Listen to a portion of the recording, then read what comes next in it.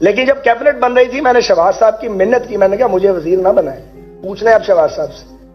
لیکن وہ انہوں نے کہا کہ تم لوگوں نے مجھے آگے کیا, اب تم لوگ کہتے ہو کہ تم نے ساتھ کھڑے نہیں ہونا. یہ جمہوریت ہے؟ اپنے اندر الیکشن کروائیں اور آپ اس کے بعد کہیں وہ تو آپ ہار جائیں گے. آپ کو کس نے بتایا تھا کہ ہم ہار جائیں گے؟ کتنی بار یہ تجربہ کرنا ہے؟ اب بس ہو گئی ہے یار. جوان جہان تھے, ٹین ایجر تھے جب آئے تھے. میں 60 سال کراس کر گیا ہوں, ابھی بھی نہیں بولنا تو کب بولنا ہے؟ قبر میں جا کے بولیں گے, بولنا پڑے گا.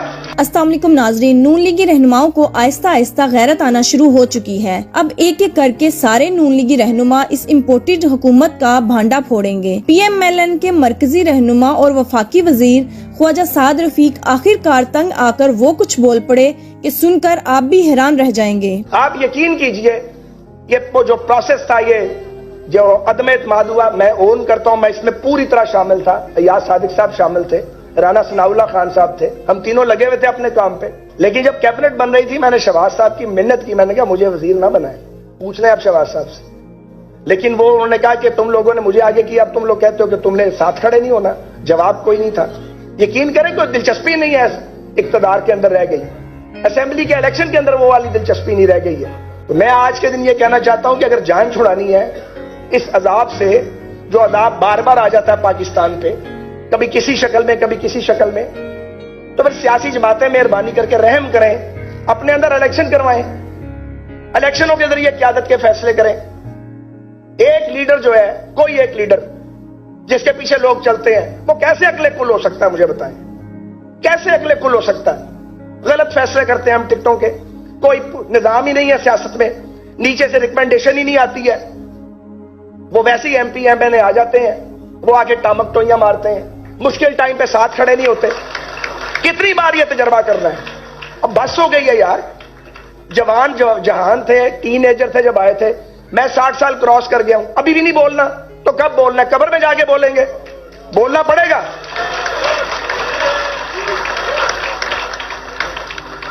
آپ یقین کریں, آپ کروڑوں روپے لگا کے آپ اسمبلیوں میں آئے, یہ جمہوریت ہے؟ اس کو خراب کون کرتا ہے؟ اس کو خراب وہ کرتے ہیں جو مارشل لاء لگاتے ہیں.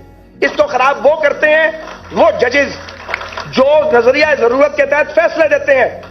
ری کاؤنٹنگ نہیں کرنے دینی, اٹھا کے پھینک رہا ثاقب نثار کیس کو. تم ہو کون؟ تم کیسے انصاف نہیں دو گے؟ نہیں دیا انصاف. میں نام نہیں لیتا. جیلوں میں جب آپ لوگوں کو بلا کے کہتے ہیں کہ وزیر اعلیٰ بن جاؤ اور فارورڈ بلاک بناؤ, شرم آتی ہے؟ ارد گرد ہیں ہمارے کردار. میں نام نہیں لیتا. جب آپ کو پوچھیں کہ کہاں سے الیکشن لڑیں گے, آپ کہیں اپنے حلقے سے, اور آپ اس کے بعد کہیں وہ تو آپ ہار جائیں گے. آپ کو کس نے بتایا تھا کہ ہم ہار جائیں گے؟ یہ تو آپ نے کام کیے ہوئے ہیں. پھر کہتے ہیں بولے نہیں لوگ کیوں نہیں بولیں گے؟ لیکن آج میں آپ کو یہ گزارش کرنا چاہ رہا ہوں, آج نہیں میں کئی دن سے یہ کہہ رہا ہوں کہ ذمہ داری اب سیاستدانوں پہ 100% پڑ گئی ہے, کیونکہ اگلے غیر سیاسی ہو گئے ہیں. اگلوں نے ڈکلیئر کر دیا کہ ہم غیر سیاسی ہیں. تو پھر اب یہ ذمہ داری پولیٹیشنز پہ ہے کہ پاکستان کی سیاسی جماعتوں کو سول سرچنگ کرنی چاہیے سنجیدگی کے ساتھ, میری جماعت سمیت سب کو, کہ ہم کھڑے کہاں ہیں, ہمارا نیریٹو کیا ہے, پاکستان کے مستقبل کو کیسے لے کے جانا ہے. ہر جماعت کو اپنے اندر جمہوری ادارے بنانے چاہیے. ناظرین, خواجہ سعد رفیق نے بہت اہم انکشاف کیا ہے کہ رجیم چینج آپریشن کے بعد میں نے شہباز شریف کو کہا تھا کہ میں وزیر نہیں بنوں گا. پھر شہباز شریف نے مجھے کہا کہ آپ لوگ مجھے آگے لگا کر خود پیچھے ہٹ رہے ہیں, تو پھر مجھے وزارت قبول کرنا پڑی. ناظرین, اکیلے سعد رفیق نہیں بلکہ تھوڑی سی بھی عقل رکھنے والے جو بھی نون لیگی رہنما تھے وہ رجیم چینج آپریشن کے بعد وزارت قبول کرنے کو تیار نہ تھے. ناظرین, اس کی وجہ کیا ہو سکتی ہے کہ وزارت مل رہی ہو اور انسان انکار کر دے؟ اس کا جواب یہ ہے کہ تمام نون لیگی رہنما سمجھ چکے تھے کہ جس طریقے سے پی ڈی ایم نے امریکہ کے اشارے پر رجیم چینج آپریشن کر کے عمران خان کو حکومت سے نکالا ہے, اس سازش کو عوام اچھی طرح سمجھ چکی ہے.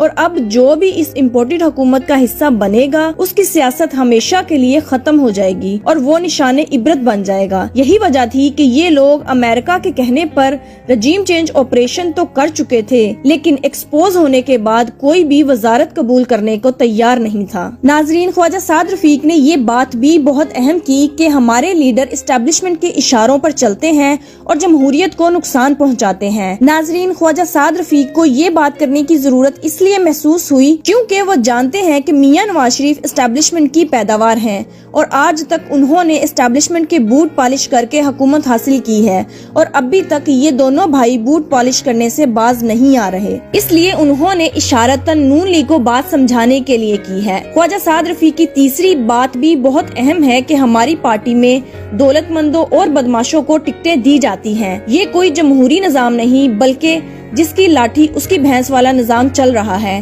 नाजरीन, ये बातें करके ख्वाजा साद रफीक ने अपनी ही पार्टी को मुकम्मल तौर पर एक्सपोज कर दिया है और उन्होंने कहा कि मैं जवानी से लेकर अब तक सियासत में हूँ, अब बूढ़ा हो गया हूँ। अगर मैं अब भी खुलकर बात नहीं करूँगा तो क्या कब्र में जाकर करूँगा। नाजरीन, इसमें आपकी क्या राय है? क्या नून लीग वाले इन बातों को समझकर अपने